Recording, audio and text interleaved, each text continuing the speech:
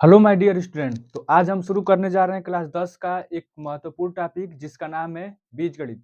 आपके पेपर में 18 नंबर का रोल होता है इसका, इसलिए यह जरूरी हो जाता है कि इस चैप्टर को पढ़ा जाए। ठीक है, तो इस यूनिट में अगर हम बात करेंगे बीजगणित में तो टोटल 2 चैप्टर हैं। एक चैप्टर का नाम है दो चर वाले रैखिक समीकरण जिसको हम आज कवर करेंगे, और एक चैप्टर है द्विघात समीकरण। हम यहाँ डील करने वाले हैं एक चैप्टर जिसका नाम है दो चर वाले रैखिक समीकरण। दो चर वाला क्यों बोला? क्योंकि दो चर दिखाई देंगे, एक x और एक y। रैखिक क्यों बोला गया? घात एक होती है तो रैखिक बोलते हैं, घात दो होती है तो द्विघात बोलते हैं, और घात तीन होती है तो त्रिघात बोलते हैं।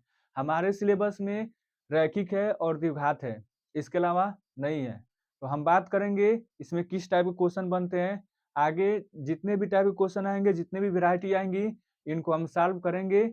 हाल फिलहाल यहाँ पे हम 3 टाइप के क्वेश्चन उठा रहे हैं। आपके पेपर में ये 2 अंक के क्वेश्चन आते हैं और 100% आते हैं, और ये भी क्वेश्चन आ सकते हैं बोर्ड एग्जाम में। ठीक है, क्या होता है रैखिक समीकरण? युग्म। युग्म का मतलब होता है जोड़ा। दो समीकरण है युग्म में, युग्म है इसका समीकरण का। एक समीकरण ऊपर लिखा गया और एक समीकरण नीचे लिखा गया है, दोनों को मिलाकर हम क्या बोलेंगे? रैखिक समीकरण युग्म। इनकी कुछ विशेषता होती है, इनकी कुछ बातें होती हैं। की पॉइंट होता है, की पॉइंट क्या है? ये दो जो रैखिक समीकरण हम देख रहे हैं, ये अपने आप में एक तरीके से ये सरल रेखा है। सरल रेखा क्यों बोला? क्योंकि रेखा की घात कितनी होती है? 1 1। ठीक है ना, x की घात 1 है और y की घात 1 है, और घात एक से ज्यादा होती तो हम बोल देते वक्र है। ठीक है, तो देखते हैं दो रेखाएं हैं, एक दूसरे को एक बिंदु पर प्रतिच्छेद करेंगी तो प्रतिच्छेदी रेखाएं कहलाएंगी। कंडीशन क्या है? a1/a2 is not equal to b1/b2। कहने का मतलब है अगर रेखाएं एक बिंदु पर काट रही हैं, एक बिंदु पर प्रतिच्छेद कर रही हैं, तो ओनली वन सॉल्यूशन होगा, यूनिक सॉल्यूशन होगा, अद्वितीय हल होगा। कंडीशन क्या है अद्वितीय हल का? a1/a2 b1/b2। a1 a2 b1 b2 क्या है? तो a1 हम देखेंगे x गुणांक है, b1 क्या है? y का गुणांक है, a2 क्या है? x गुणांक है, और y क्या है? b2 का गुणांक है। a1/a2 is not equal to b1 और b2 हो जाए तो हम बोल देते हैं रेखाएं प्रतिच्छेदी हैं और एक हल होगा, ओनली वन सॉल्यूशन, जिसको यूनिक सॉल्यूशन बोलते हैं, अद्वितीय हल भी बोलते हैं। अगर रेखाएं समांतर है तो समांतर होंगी तो a1/a2 equal to b1/b2 is not equal to c1/c2 होगा। ऐसा हम क्यों बोल पा रहे हैं? जब रेखाएं समांतर होती हैं तो x और y के गुणांक दोनों क्या होते हैं? बराबर होते हैं। ठीक है, तो ये देखो रेखाएं समांतर हैं।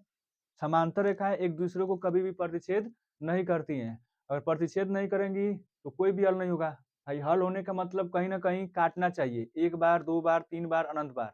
अच्छा, रेखाएं या तो एक बार काटेंगी या तो अनंत बार काटेंगी, दो बार नहीं काट सकती हैं, तीन बार नहीं काट सकती हैं। ठीक है ना, तो रेखाएं अगर काटेंगी तो एक बार या फिर अनंत बार काटेंगे। ठीक है, अनंत बिंदुओं पर। समांतर होने का प्रतिबंध है a1/a2 equal to b1/b2 is not equal to c1/c2। इस कंडीशन में रेखाएं एक दूसरे को प्रतिच्छेद नहीं करती हैं, और प्रतिच्छेद नहीं करती हैं तो नो सॉल्यूशन, कोई हल नहीं होता है। तीसरा केस है संपाती रेखाएं। अगर एक रेखा के ऊपर दूसरी रेखा क्या कर रही हो? लाई कर रही हो। एक रेखा के ऊपर दूसरी रेखा क्या हो? स्थित हो। तो उस कंडीशन में एक रेखा ए बी है और एक रेखा सी डी है। हम पूछने जा रहे हैं कि क्या ए बी रेखा को सी डी रेखा प्रतिच्छेद कर रही है? तो हाँ, कर रही है। फिर कितनी बार कर रही है? अनंत बार कर रही है, हम काउंट ही नहीं कर सकते। हर एक बिंदु पर क्या कर रही है? प्रतिच्छेद कर रही है, जहां तक सीडी की लंबाई है। ठीक है, अच्छा, संपाती रेखाएं होने का प्रतिबंध क्या है, कंडीशन क्या है? तो a1/a2 equal to b1/b2 equal to c1/c2 होता है। तीनों ही आपस में बराबर होते हैं। a1/a2 b1/b2 equal to c1/c2, a1/a2 equal to b1/b2 equal to c1/c2। अनंत हल हो जाएंगे। अनेक बार काटेगा तो अनेक हल, एक बार काटेगा तो एक हल, एक बार भी न काटे तो कोई हल नहीं होता है। इस पर आधारित हम 3 क्वेश्चन लिए हैं, तीनों टाइप के क्वेश्चन लिया गया है और तीनों ही पेपर में आए हुए हैं। ठीक है, पहला क्वेश्चन हम चेक करेंगे, क्या है लिखा हुआ? के किस मान के लिए, के किस मान के लिए रैखिक युगपत समीकरणों 3x plus y equal to 1 तथा 2k-1 x plus k-1 y equal to में 2k प्लस 1 का कोई हल नहीं है। कोई हल होने का क्या मतलब? कोई हल नहीं है, इसका मतलब ये है कि रेखाएं समांतर हैं। रेखाएं समांतर होने से मतलब है सिंपल सा कि एक रेखा और ये दूसरी रेखा एक दूसरे को कभी काट नहीं रही है। अगर काटती तो ऐसे काटती, एक बिंदु पर काटेंगी तो हम बोलेंगे एक हल होगा, यूनिक सोल्यूशन अद्वितीय हल। रेखाएं कभी काटती नहीं है तो हम बोल देते हैं दोनों रेखाएं क्या है, समांतर है। समांतर है, अनंत तक बढ़ाओ कभी काटेंगी नहीं, और रेखाएं समांतर है तो कभी काटती नहीं है तो कोई भी सोल्यूशन नहीं होता है। कंडीशन क्या है, a1/a2 equal to b1/b2 is not equal to c1/c2। तो ये वाला कंडीशन अप्लाई करेंगे, कोई हल नहीं है। सोल्यूशन फर्स्ट, पहले वाले क्वेश्चन का हम लोग हल देखेंगे, कोई हल नहीं है। अगर कोई हल नहीं है तो इसका कंडीशन क्या है हमारे पास, इसका कंडीशन है a1/a2 इक्वल टू में b1/b2 is not equal to c1/c2। a1 का मान देखो, ये जो दिख रहा है ना ये a1 है 3, ये जो दिख रहा है ना यहाँ पे ये a2 है 2k माइनस 1 इक्वल टू में, यहाँ पे y का गुणांक कुछ भी नहीं दिया तो हम 1 मानते हैं। तो यहाँ पे b1 का मान 1 है और b2 का मान k माइनस 1 है। क्या करना है, तिर्यक मल्टीप्लाई, तिर्यक गुणा कर लेंगे। इस 3 का मल्टीप्लाई k माइनस 1 में और इस 1 का मल्टीप्लाई 2k माइनस 1 में। 3 इंटू के 3k और 3 माइनस 1 माइनस 3, 2k माइनस 1 का मल्टीप्लाई करते तो वही आता है। यहाँ पे हम 3 का मल्टीप्लाई k में नहीं किए हैं, 3 का मल्टीप्लाई 1 में हुआ है। ध्यान से देखना, अंकों का मल्टीप्लाई अंकों में करते हैं, कोई अच्छा रहे के का मल्टीप्लाई हम के में ही कर सकते हैं, एक्स का मल्टीप्लाई एक्स में ही कर सकते हैं और वाई का मल्टीप्लाई वाई में ही कर सकते हैं। डिजिट दिया है तो डिजिट का मल्टीप्लाई डिजिट में ही करेंगे। साइन का मल्टीप्लाई साइन में, अगर प्लस का माइनस में मल्टीप्लाई हो सकता है, माइनस का प्लस में, प्लस का प्लस में और माइनस का माइनस में। हम अच्छी तरीके से जानते हैं प्लस प्लस का मल्टीप्लाई प्लस होता है, माइनस माइनस का मल्टीप्लाई भी प्लस होता है। एक प्लस हो और एक माइनस हो तो उन दोनों का मल्टीप्लाई हमेशा माइनस ही होता है, वही चीज है। तो हम 3 इंटू 1 किए, 3 आया और के का कोई यहाँ पे है नहीं तो के उतर जाएगा। 3 प्लस है और माइनस, प्लस और माइनस का मल्टीप्लाई माइनस 3 इंटू 1 3 हो जाएगा। इस 3 का 1 में मल्टीप्लाई हुआ है, इसका कुछ नहीं तो हम प्लस मानते हैं, प्लस का माइनस में मल्टीप्लाई हुआ है। ठीक है ना, ये तरीका होता है। 1 का मल्टीप्लाई किसी में भी कर लो तो उतना ही आंसर आता है। Okay, you got my point. चलो आगे हम बात करेंगे जो एक जैसे हैं, एक तरफ रहेंगे, जिनकी कैटेगरी एक जैसे है एक तरफ, समान वाले समान एक तरफ रहेंगे। तो 3k और 2k एक जैसे हैं, इनको एक तरफ कर लेंगे, बाकी को एक तरफ कर लेंगे। रूल क्या है, इधर 2 प्लस है इधर जाएगा तो माइनस हो जाएगा। अभी भी हम अंकों को अंकों में से घटाएंगे, 3 में से 2 घटाना है 1 आएगा और k उतर जाएगा। 3 माइनस 1 2 आता है, तो हम कहीं ना कहीं देख पा रहे हैं कि k का मान 2 है। ये मेथड नंबर 1। मेथड नंबर 2 की अगर हम बात करेंगे तो मेथड नंबर 2 से कैसे ये सॉल्व होगा देख लो। मेथड नंबर 2 क्या है, फार्मूला होता है माइनस एक्स का गुणांक अपान में y का गुणांक। अगर रेखाएं समांतर हैं तो उस कंडीशन में हम लोग ये फार्मूला अप्लाई कर सकते हैं, ये प्रवणता निकाला जाता है इससे। ठीक है ना, जब दो रेखाएं समांतर होती हैं तो उनकी प्रवणता क्या होती है, बराबर होती है। तो देख लो ये रेखाएं अगर समांतर है, कोई हल नहीं का मतलब रेखाएं क्या है, समांतर है। तो प्रवणता निकालो, पहली वाली रेखा का m1 इक्वल टू m2 होता है। पहली वाली रेखा का प्रवणता निकालो -3/1 और दूसरी रेखा का प्रवणता निकालो, x का गुणांक कितना है 2k माइनस 1 और इसके आगे लग जाएगा माइनस, माइनस एक्स गुणांक अपान में y का गुणांक। y का गुणांक कितना है k माइनस 1। इस माइनस से माइनस कैंसिल आउट, 3 का मल्टीप्लाई करेंगे k में और माइनस 1 में, तो 3 माइनस 1 माइनस 3, ये हो जाएगा 2k माइनस 1। देख लो 3k माइनस 2k, k वाले एक तरफ बाकी सभी एक तरफ, तो ये हो जाएगा k इक्वल टू में 2। तो ये मेथड नंबर 2 था और ये मेथड नंबर 1 है, दोनों ही तरीके सही है, आंसर दोनों से आ जाते हैं। Okay, you got my point.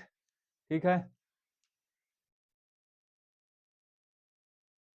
तो हम सॉल्व करने जा रहे हैं अब दूसरे क्वेश्चन को। दूसरा क्वेश्चन में भी वही वैसे ही टाइप का क्वेश्चन है, के किस मान के लिए के x plus y equal to के स्क्वायर तथा के एक्स प्लस के वाई इक्वल टू 1 के अनंत हल होंगे। अनंत हल होने का मतलब रेखाएं समपाती हैं, कहने का मतलब a1/a2 equal to b1/b2 equal to में c1/c2। तो सोल्यूशन नंबर 2 देखेंगे और सोल्यूशन नंबर 2 में हम लोग क्या देखने वाले हैं, अनंत हल के लिए। और अनंत हल के लिए क्या कंडीशन हम पढ़े हैं, A1 upon A2 B1 upon B2 equal to में C1 अपान C2। A1 क्या है, x का गुणांक, B1 क्या है, y का गुणांक, पहले वाले इक्वेशन में, ठीक है ना। x गुणांक इधर कितना है, k, A1 बोलेंगे इसको, और यहाँ पे कुछ नहीं दिया तो 1 मान लेंगे। B1 का मान देखो, यहाँ पे कुछ नहीं दिया तो 1, और अपान B2 का मान यहाँ पे कितना है, k है। C1 का मान देखो k स्क्वायर, और इसका मान देखो 1। तो हम इतने को ही लेकर हल करेंगे तो हमारा आंसर हो जाएगा k इंटू के, 3x मल्टीप्लाई 1 इंटू 1 1 आता है। k का मल्टीप्लाई करेंगे, घात 1 है जुड़ जाएगी, k स्क्वायर 1 1 2 होता है 1। हम क्या पढ़ कर आए हैं बताओ, स्क्वायर हटाएंगे प्लस माइनस लगता है, इंपॉर्टेंट है। स्क्वायर जब भी हटाया जाता है तो इस राइट साइड में क्या लग जाएगा, प्लस माइनस, और जो अंक रहेगा उस पर रूट लग जाएगा। तो यहाँ पे k का मान आने वाला है प्लस माइनस 1। k के 2 मान आए हैं, एक प्लस 1 और एक माइनस 1। ये दूसरा क्वेश्चन है, 2 अंक के क्वेश्चन है ये, और उम्मीद है आपको समझ में आ रहा होगा, आप आनंद लेकर पढ़ रहे होंगे। Okay, you got my point.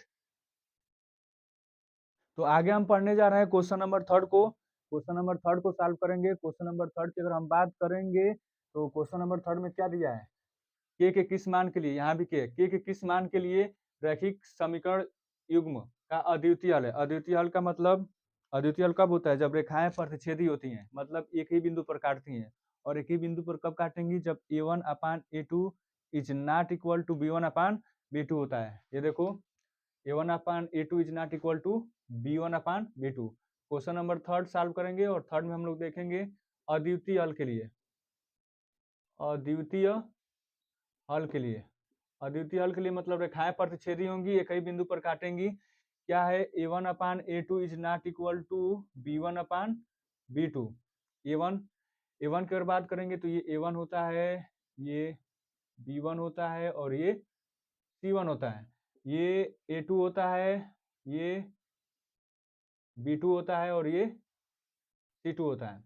तो A1 का मान 2, A2 का मान 3 is not equal to, B1 का मान है K, और B2 का मान है -5। ये इज नॉट इक्वल टू दे रखा है ना, इससे कोई मतलब नहीं है, हम इधर मल्टीप्लाई कर लेंगे।